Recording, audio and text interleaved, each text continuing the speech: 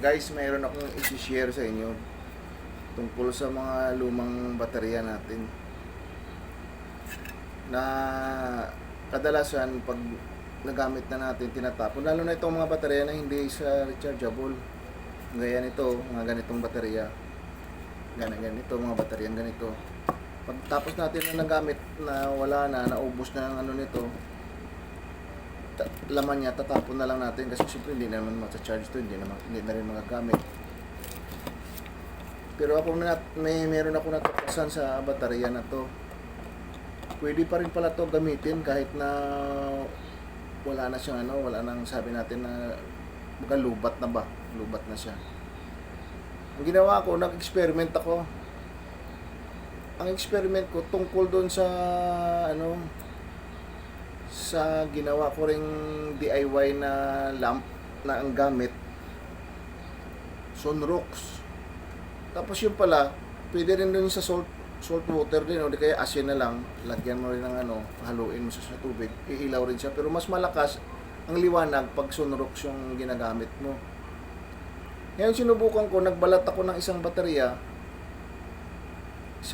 at ito yun, ito na yung pagbalatan ko na ang ginawa ko, nilubog ko sa tubig, saglit ko lang nilubog, hindi sabi ko, balak ko sana gawin magdamag, pero sabi ko, bakit di ko subukang saglit lang. Ngayon nilubog ko siya sa tubig lang, walang halong Sunrox, asin o basta lang, yung lumang battery na na ginalatan ko, nilubog ko sa tubig. Ito siya ngayon, ito na siya. Kukunin ko. Ito na yung lumang baterya na nilubog ko sa tubig. Ngayon, ang ginawa ko, sinubukan ko, sabi ko, iilaw kaya to na walang Sunrox na nilagay, tubig lang siya. O asin. Tapos dandahan ko siyang nilubog ko siya sa tubig. Ayan, nilubog ko, kita ko sa inyo. Nilubog ko ng ganon. Guys, hindi umiilaw. Para maliwanag. Hindi siya umiilaw, guys, tingnan nyo naman, kita nyo na yan. Walang ilaw. Pero, pag itong niya, lumapat dun sa baterya, umiilaw siya. Iilaw. Mahina nga lang siya, mahina lang. Ewan ko kung, ayan umiilaw siya. Ayan, nakita nyo, ayan. Ayan, tanggalin ko ayan. Ang inangat ko, dati kasi, pag Sunrox, once na nakaano na yung niya sa tubig, iilaw yan kaagad. Ayan, kitang-kita nyo naman, hindi siya umiilaw. Ayan, ilayo ko.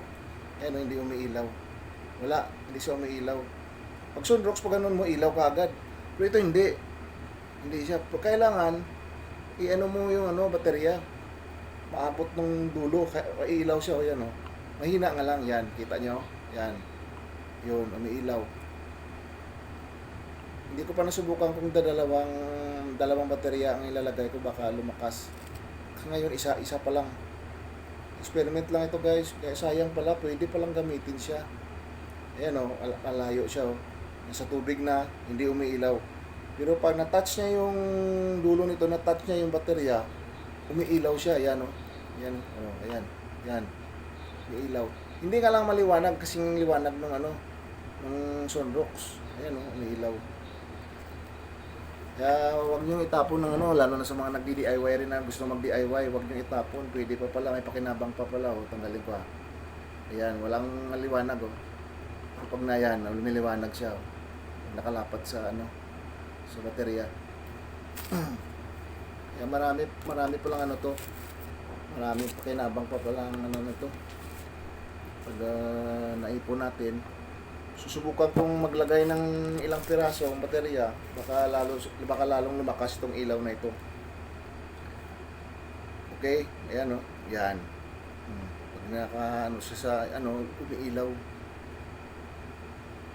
Hindi pa ako kasi nakakita ng content creator na gumawa din ng ganito na ginawa niya yung ginawa ko ngayon.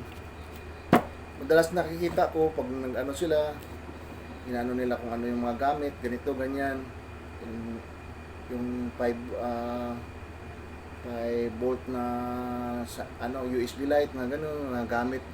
Pero yung tungkol sa baterya, wala pa akong nakita na nagbahagi sila ng ganitong klaseng sa content nila. Ako sinubukan ko talaga dahil na curious ako na na baka sakaling gumana. Gumana nga. Gumana. Yan Yan. Na-touch siya, iilaw. Hindi nga lang maliwanag, pero umiilaw. Okay? Susubukan ko uli na maglagay ng isa hanggang tatlong piraso kung ano magiging result niya, kung lalakas ba yung liwanag o hindi. O talagang ganito na lang yung liwanag niya. Pag ko ulit sa inyo, papakita ko sa inyo. Alam mo, 3 baterya nilagay ko. Lumiwanag siya na kasing liwanag nung sa Sunrox, di ayos yun. So, okay din. Nakakatipid ka na dahil ang Sunrox, tagal din ang ng Sunrox. Kahit na hindi mo tatanggalin yan, buong araw sa ilang araw. 3 araw na nga, pa rin kailaw pa rin siya.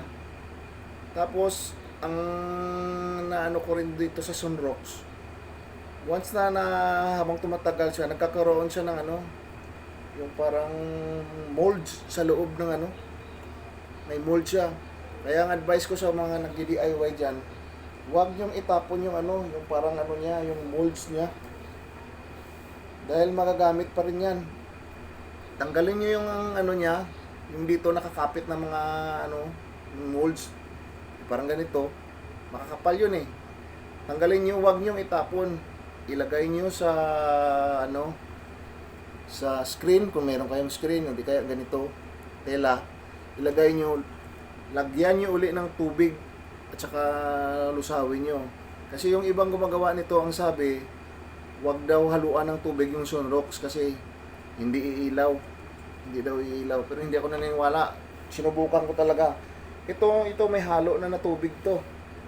May halong tubig na to. Ito mga na ito, mga ilang araw na gagamit to Ayan may mga halong tubig na yan. Hindi na yan hindi na purong Sunrox yan. Pero binalik ko yung pinagtatanggalan ko ng nito, mga molds niya. Binalik ko, umiilaw. Iilaw siya pag ayan umiilaw Ayan. Iilaw siya. Kaya sayang yung salip na itapon mo, ibalik mo siya uli, lagyan mo ng tubig, haluan mo ng tubig, dagdagan mo, huwag mo naman masyado. Basta tamang-tama lang. Kaya yan, umiilaw siya. Okay guys, sana sa mga gumagawa ng subukan nyo lang to.